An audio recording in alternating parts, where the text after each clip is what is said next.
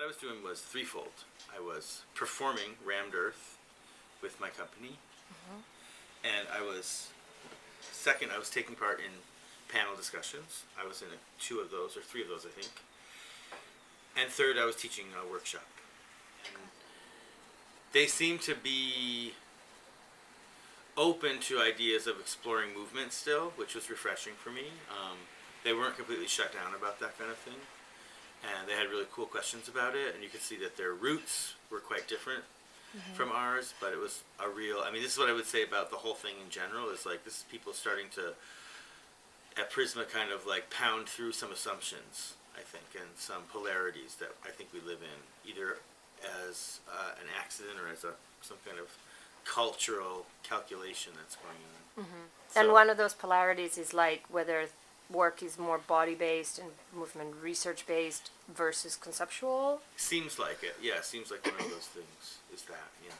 Okay. I don't even know if that's coming from the artist. That might be coming from presenters more. But I have issues with this polarization because I think you can be conceptual and make movement at the same time, and it's a ridiculous concept to separate them out for me. But it's really what's happening. A lot of people really need to do that. So, but in many ways, that was being bridged. Just listening to talking to people about that, and as I say, the younger people that were in this group seemed to really kind of into like seeing new ways of looking at that. You know? One of the themes was though, it was how do you work basically, and that was really, it was Xavier, myself, Esther, Miguel, and this other man who was, I forget his name, a French guy, and just talking about how we work, and that was incredible. That was my favorite thing, to just hear, for 3 hours, they were like 3-hour talks, to just hear someone talk about how they work, because everything gets so kind of polemic in these things, you know, and can get so about these issues that are ostensibly larger, but I thought this was the most interesting thing, to hear how people work. And then that I have to say, is always kind of layered with the experience that they did a really good job with, was having all these indigenous people involved in the festival in different ways. Like, you know, you saw these dances that they did. There was this amazing woman who is, I think she's transsexual. I don't get all those names right all the time, so forgive me if that's wrong, but she was, there's a name for it. In the Oaxacan culture, it's like a person who is an accepted transvestite, almost like wisdom monger that people go to. She was a phenomenal speaker. Have other people spoken about her? Jennifer did.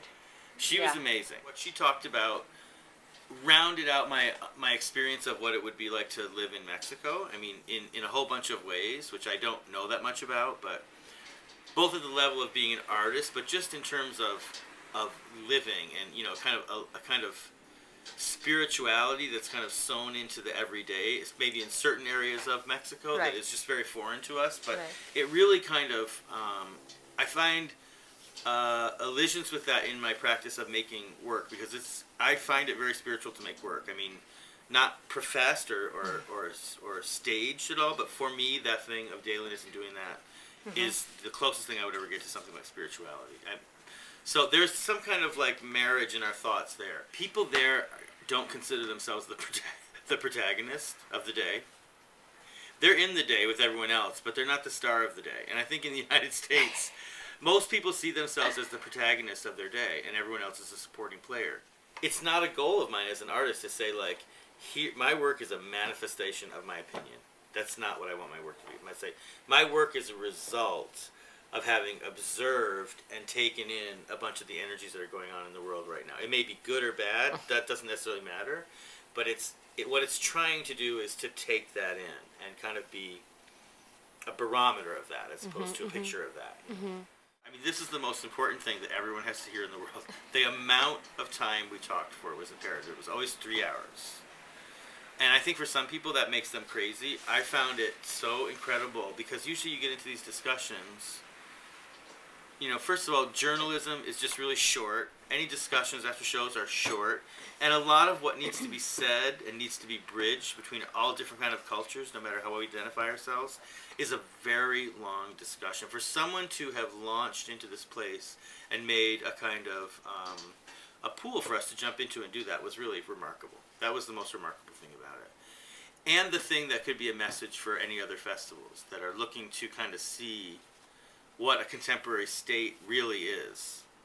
Not one that's professed by the curator, but to look at, put a whole bunch of people together that are from all different parts of the discussion and define through that a kind of photograph of what it is to be contemporary right now. And it doesn't look like anything that any one curator would come up with.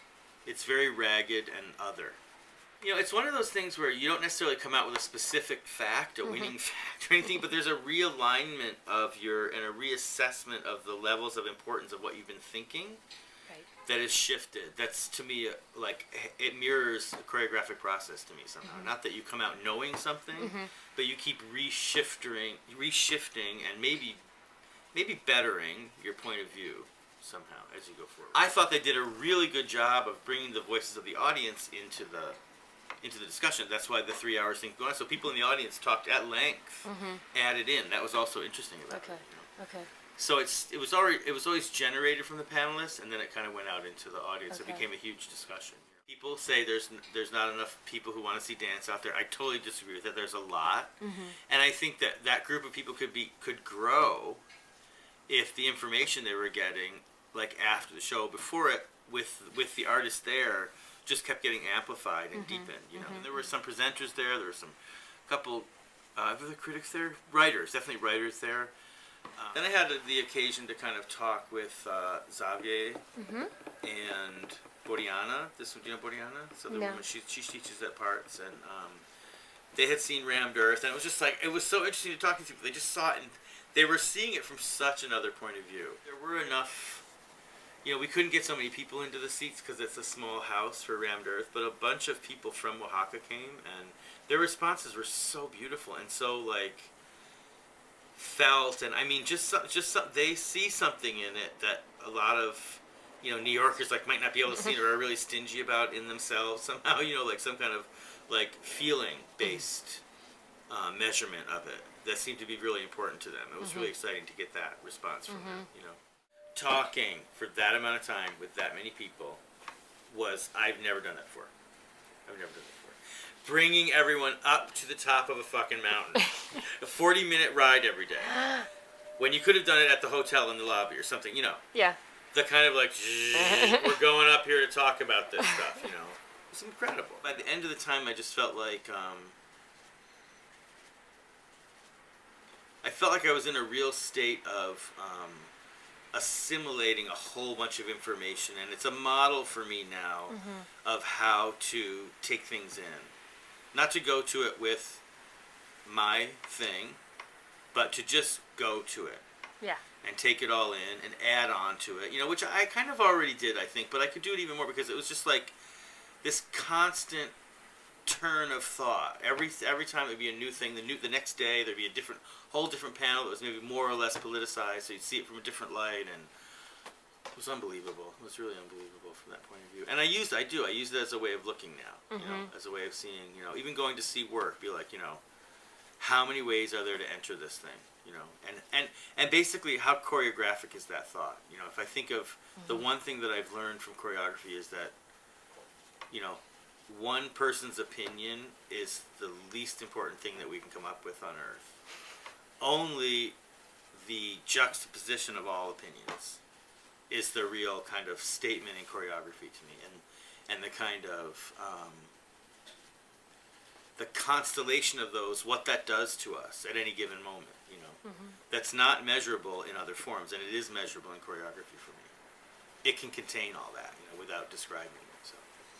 So you can live like that, you know, and that's what I was kind of having this experience I've done. There's like, oh, there's another one, new way, and it was kind of feverish, the amount.